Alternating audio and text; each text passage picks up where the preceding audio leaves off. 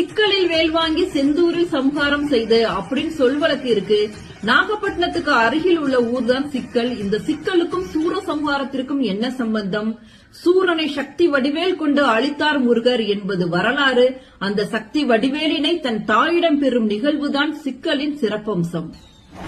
சிக்கலில் வீற்றிருக்கும் அம்மனின் பெயர் வேல் நெடுங்கண்ணி. அவர் தன் சக்தியின் வடிவாக வேலினை முருகனுக்கு வழங்கும் நிகழ்வு கந்த சஷ்டிக்கு முந்தைய நாள் நடைபெறும். தன் அன்னையிடம் பெற்ற வேலினை கையில் ஏந்தும் முருகப்பெருமான் அந்த சக்தி வேலின் வீரியத்தின் காரணமாக சிங்கார வேலவருக்கு வியர்வை முத்து முத்தாய் பெருக்கும் காட்சியை இன்றளவும் காணலாம். பட்டு துணியால் துடைக்க துடைக்க வியர்க்கும் அந்த அற்புதத்தை பார்க்கும்போது உடம்பெல்லாம் சிலிர்க்கும். தாய் கொடுத்த வேலெடுத்து சூரனின் பகை முடிக்கும் கந்தனின் சூரசம்ஹாரம் உணர்த்துவது ஒன்றுதான்.